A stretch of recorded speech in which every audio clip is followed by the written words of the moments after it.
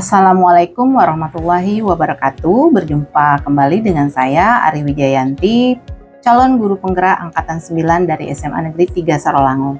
Kali ini saya tidak sendiri, saya ditemani oleh teman saya, Ibu Penny Lerisnapia. Beliau adalah guru biologi di SMA Negeri 3 Sarolangun.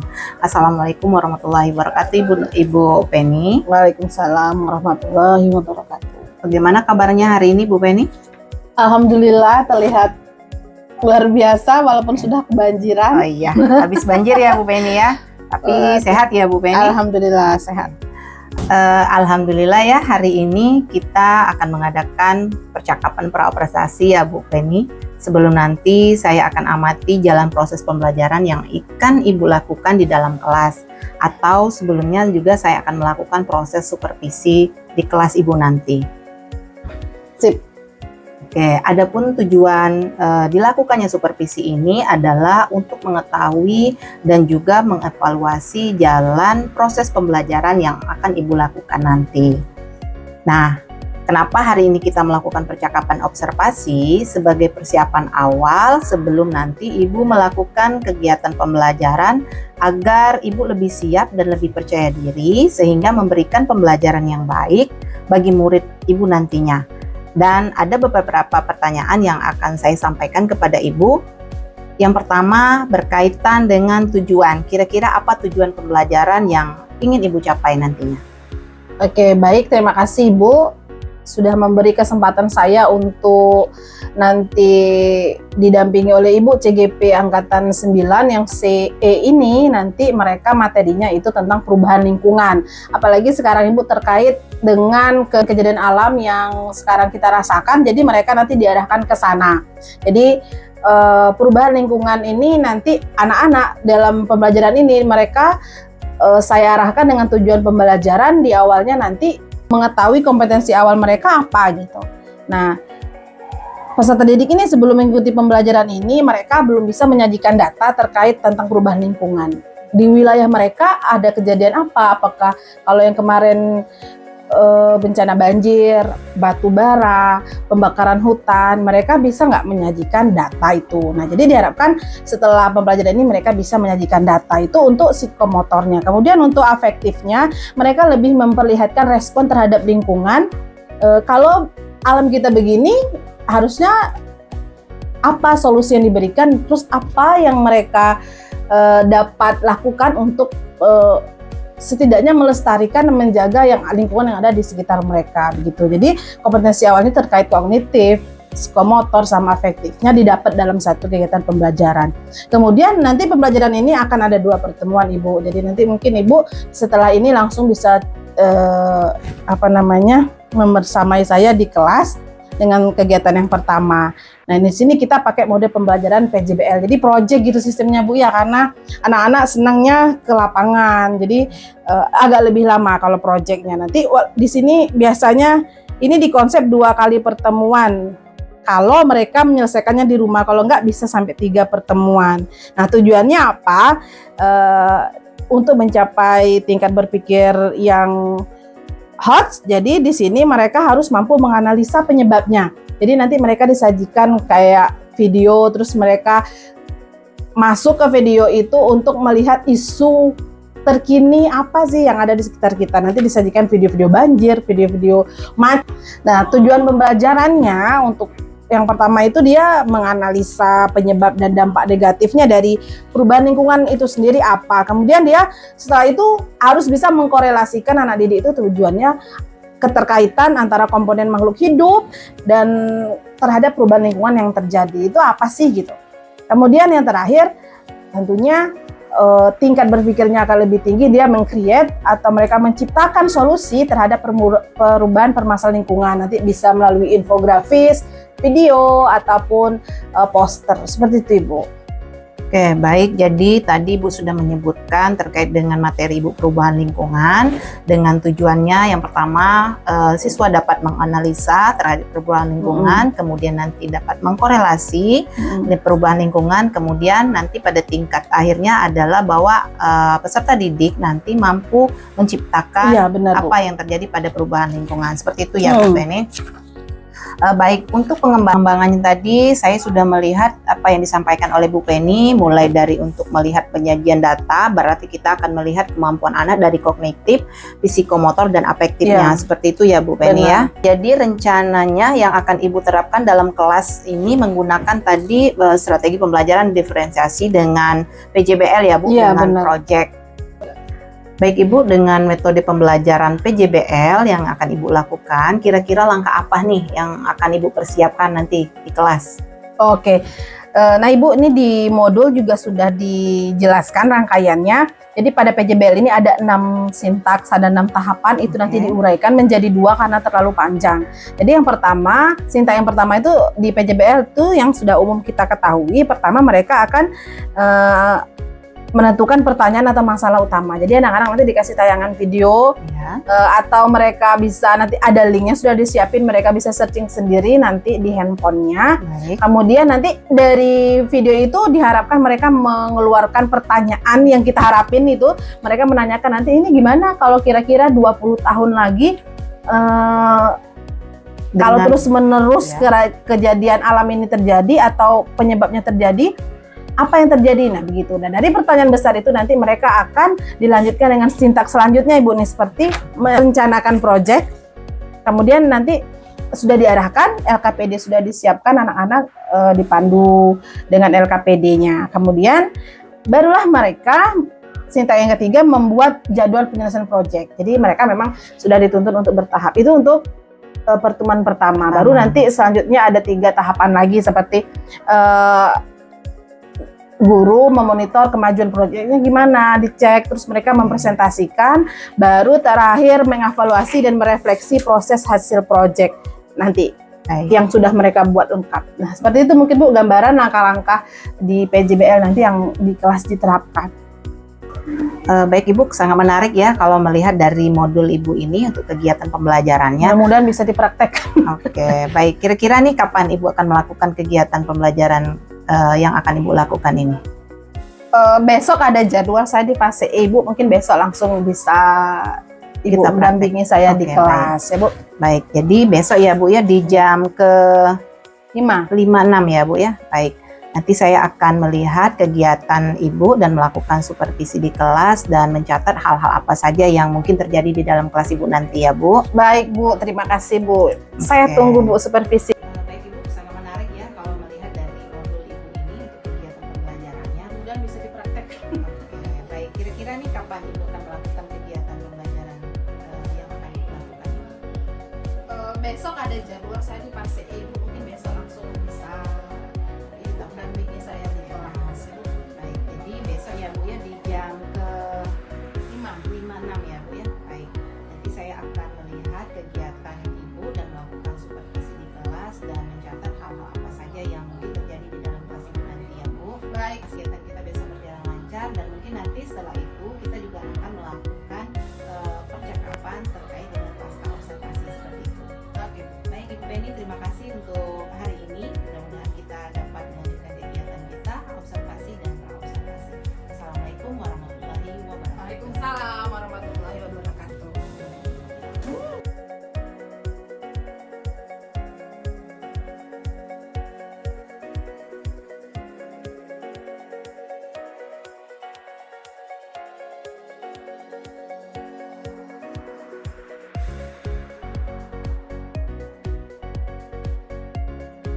Hari ini kita melanjutkan materi. Sebelumnya kita sudah dimulai dengan kalian mencari data tentang perubahan. Untuk memulai pembelajaran pada hari ini, kita berdoa dulu supaya lancar sampai akhir nanti. Semuanya nggak ngobrol, fokus belajarnya sesuai dengan orang tua di rumah. Silakan ketua kelasnya pimpin doa. Semua siap. Beri salam kepada ibu guru kita.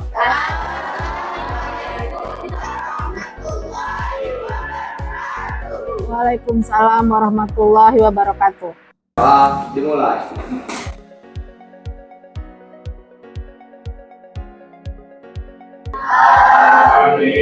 Cek kehadirannya Alpin. Kemana Alpin? Di luar belum masuk, bolos. Nanti diingatin supaya ndak bolos lagi. Selain Apin, ada lagi yang masih di luar? Atau yang tidak hadir? Neta. Oke, semoga lekas sembuh. Oke, baik, hari ini anak-anak melanjutkan.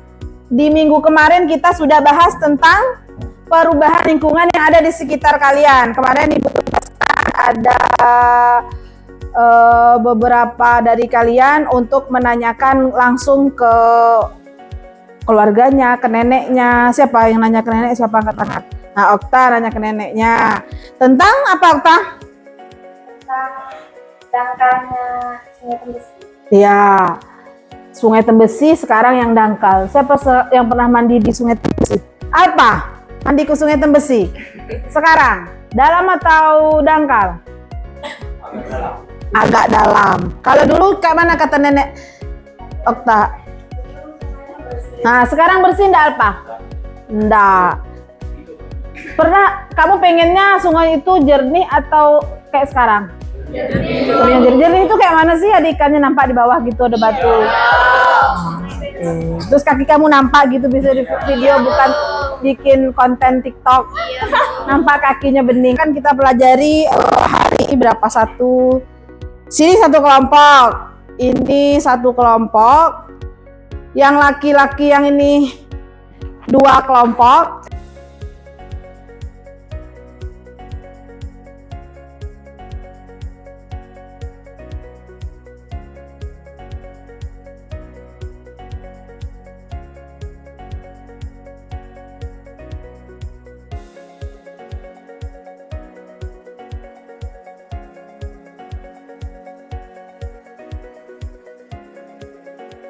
Nah, sekarang ini tujuannya untuk memudahkan nanti kita pembelajaran hari ini, nyambung yang kemarin kita bentuk dalam kalian akan dapat misi menyelesaikan satu proyek. Nah, jadi ini timnya ya, tim 1, tim harimau, tim matahari. Nah, tentang perubahan lingkungan ini, nah sekarang setiap kelompok boleh keluarkan satu handphonenya, coba.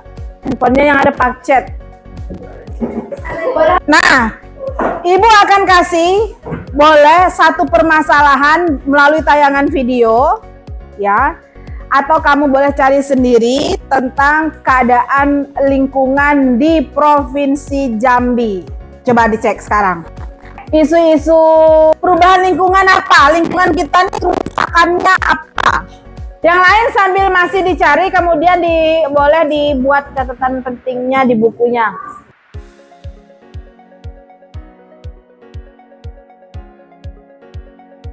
Yang sudah dapat? Oke, Putri, silakan Putri. Bisa? Mana dulu ya? Tuh, Adi mau dulu. Silakan Dwi. Mengungkap dampak serius bencana banjir di beberapa daerah di wilayah Provinsi Jambi. 14 kecamatan terdampak parah akibat terkena banjir, akan mencatat kerusakan signifikan, termasuk 4.485 rumah. Dari apa yang dibacakan beritanya tadi, menurut kamu gimana? Biar aja Bu beritanya gitu. Iya. Memberi bantuan. Oh, jadi nanti langsung memberi bantuan. Oke, atau yang lainnya Bella apa Bella? Diajak fungsi. Karena sudah di pertengahan pembelajaran tadi sudah mulai ada yang ngantuk, mulai yang lelah. Ya, kita ice breaking dulu, kita tarik napas saja, jangan cuma dari bawah ya.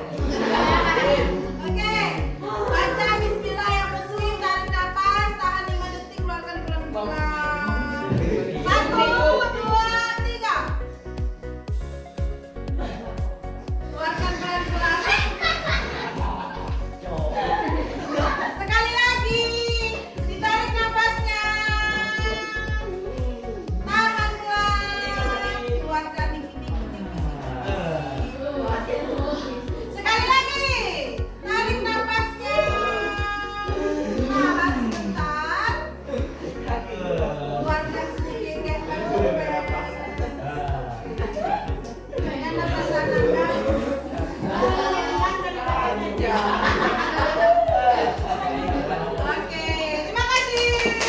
terima kasih luar biasa. Ini salah satu berarti satu perubahan lingkungan yang disebabkan oleh banjir yang benar-benar mereka membuat mencabannya sampai 20.000. Sampai korban jiwa berdampak 19.000. Ya, hampir 20.000 korban. Kita di sekolah ini berapa orang jumlahnya?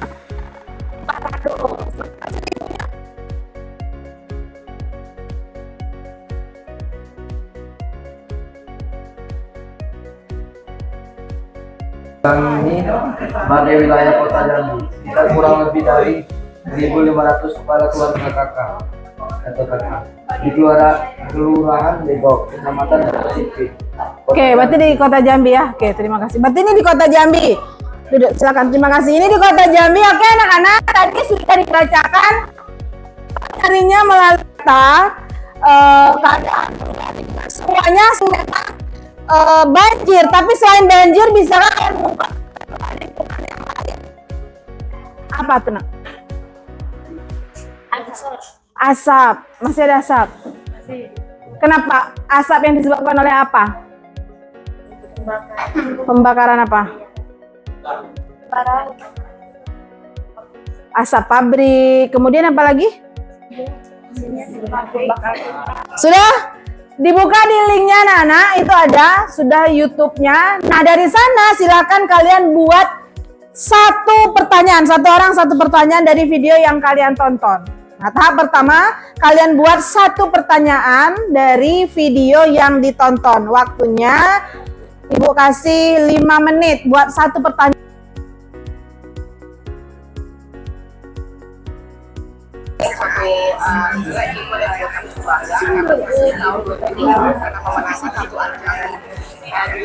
Cukup ya, stop semua videonya, Nak. Oke, cukup. Ya, pertanyaannya terkait dengan video tadi. Bagaimana jangka panjang? Tepuk tangan untuk kelompok. Silakan.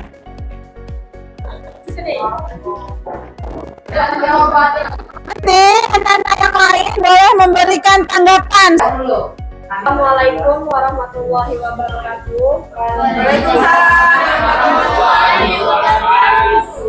Perkenalkan, kami dari kelompok Harimau Sumatera.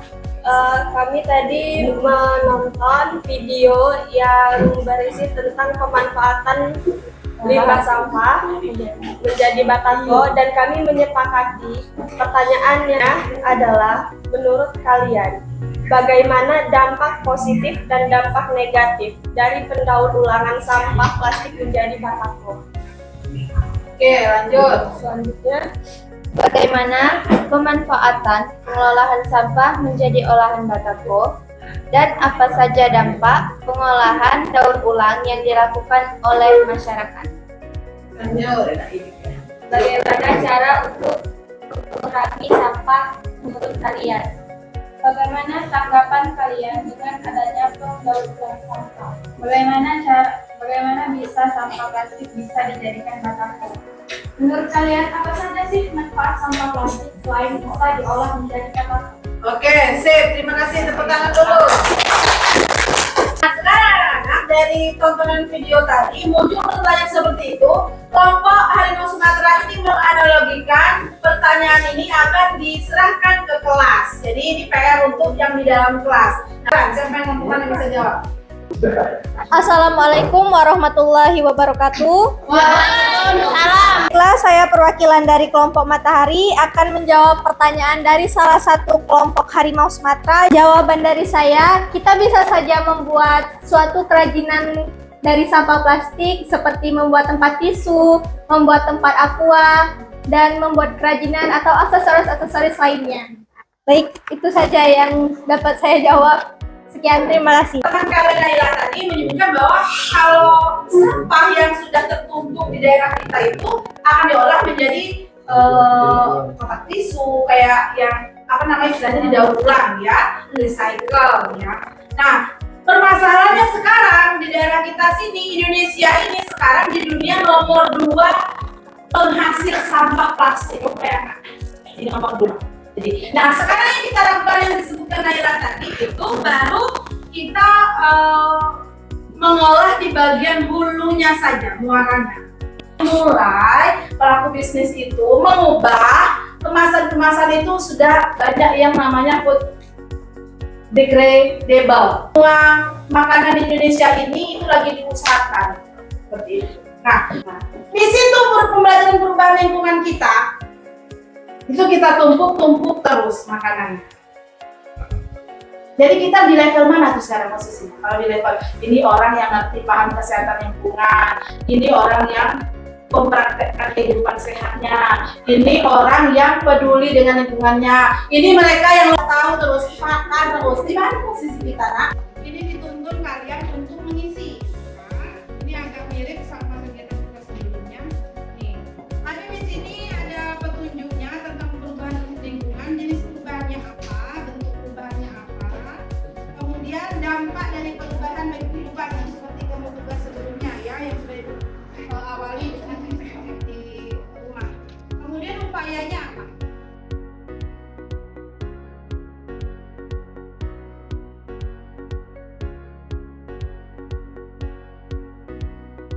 Nah, dari penilaian diri tadi yang kalian tulis apa yang sudah didapat pada hari ini, boleh satu orang yang diminta untuk mengungkapkan secara lisan. Siapa yang sudah selesai boleh silakan.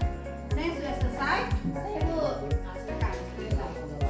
dari pembelajaran hari ini saya bertekad untuk mengurangi penggunaan sampah plastik. Oke, tepuk tangan.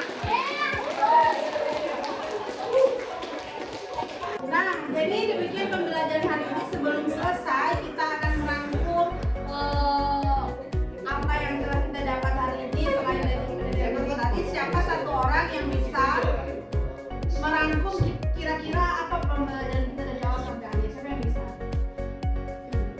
Oh iya, Mbak Dwi, silakan. Apa pembelajarannya?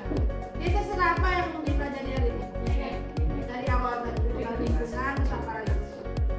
Kesimpulan pembelajaran hari ini. Silakan berdiri.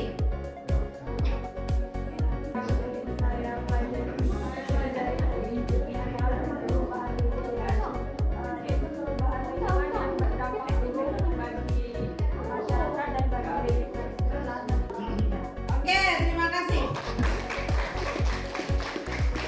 Oke, nah jadi demikian pembelajaran kita pada hari ini. Nanti kita lanjutkan lagi untuk pertemuan selanjutnya dengan tagihan yang dilaksanakan proyeknya, waktu dan tanggalnya sudah kalian siapkan. Kalian tinggal ke lapangan.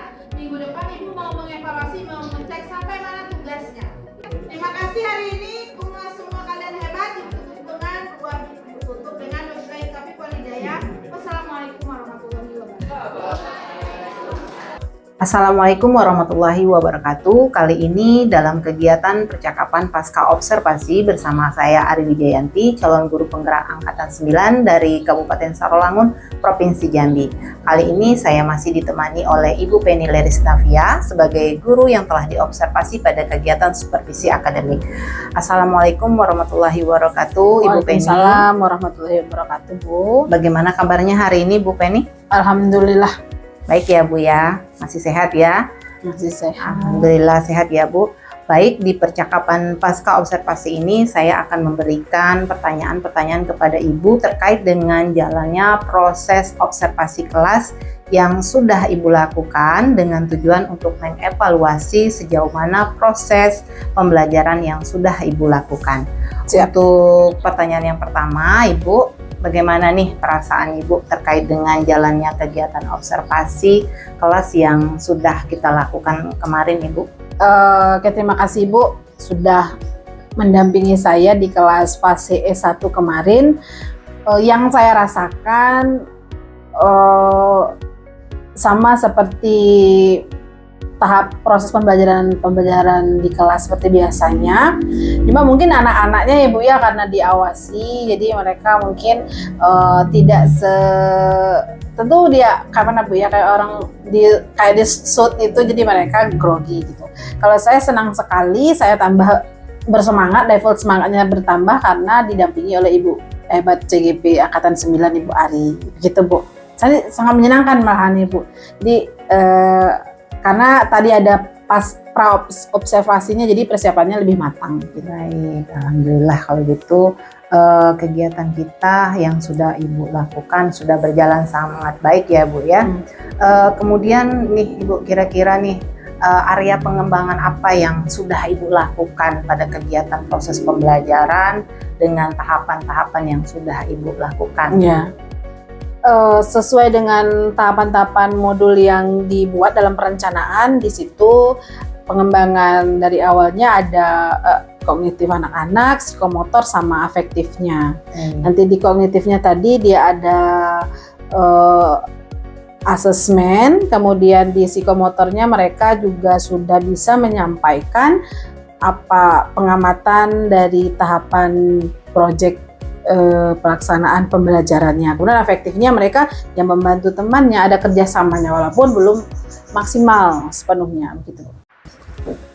Jadi sudah dilakukan dengan baik dan berjalan dengan baik sesuai dengan modul ajar yang sudah Ibu Penny siapkan, seperti itu ya Bu? Iya benar Ibu, cuma memang ada beberapa part yang harus diperbaiki Bu. Tetap aja di dalam perencanaan itu miss-nya tuh masih pasti ada gitu. Masih terlihat ya Bu? Iya Bu. Oke, jadi menurut Ibu nih apa sih yang menjadi yang bagian part yang menurut harus Ibu diperbaiki diperbaiki, kemudian kendala-kendala yang Ibu hadapi dalam proses itu. Nah, kira-kira nih apa jawabannya dari Ibu?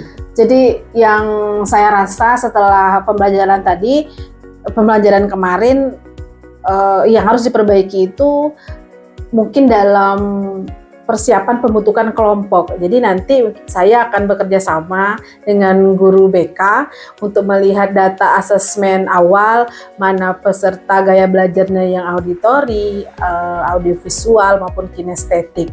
Gitu. Selain saya juga melakukan asesmen diagnostik awal untuk mata pelajaran biologi sendiri, Bu. Jadi itu nanti mungkin anak-anaknya ini lebih ada kerjasama lah di antara beberapa guru, kolaborasi untuk menempatkan anak-anak pada kelompok sesuai dengan gaya belajarnya. Nanti itu akan ditekankan lagi Bu, gitu supaya anak-anak lebih aktif gitu kan. Kemarin kelihatan ada yang kelompok yang ujung karena dia positif kemarin pas kayak posisi gaya duduk aja, jadi anak-anaknya mungkin kurang pas kalau susunannya seperti itu. Baik, jadi Ibu rencananya ke depan akan mengelompokkan anak-anak berdasarkan dari hasil asesmen gaya belajarnya, mulai dari kinestetik, auditori, maupun visual. Kalau kemarin diferensiasinya itu saya masih ke produknya, jadi pada prosesnya itu belum keseluruhan. Nampaknya harus dikolaborasi Bu, baik dalam proses pembelajaran maupun produk hasil dari belajarnya sama-sama berdiferensiasi mungkin ya Bu ya. Oke, baik, agar perbaikan saya anaknya juga terlihat antusias dalam kelompok seperti itu ya.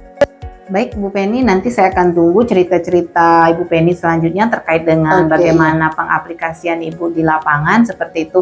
Nah, kira-kira nih kapan Ibu akan melakukan perubahan terkait rencana Ibu tadi yang disampaikan? Perbaikannya Bu ya.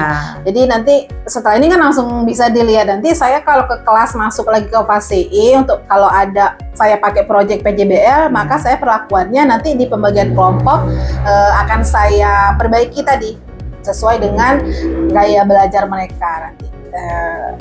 Agar mungkin di kelas lain, di kelas fase E lainnya besok mungkin Bu, kalau waktu jam pelajaran biologi langsung saya praktekkan. Baik Ibu, terima kasih banyak ya Ibu atas jawaban-jawabannya. Mudah-mudahan apa yang Ibu rencanakan secepatnya dapat direalisasikan. Baik, sekali lagi terima kasih Bu Penny saya atas juga waktu berterima kasih dan Bu, kesempatannya dan umpan balik serta tanggapan-tanggapannya yang terkait dengan kegiatan pasca observasi ini. Hari ini akhirnya rangkaian kegiatan supervisi akademik sudah selesai, dimulai dari kegiatan percakapan praobservasi, kemudian observasi dan pasca-pasi. Saya ucapkan terima kasih banyaknya kepada Ibu Penny Lerisnavia dan saya akhiri wabillahi taufiq walhidayah. Wassalamualaikum warahmatullahi wabarakatuh.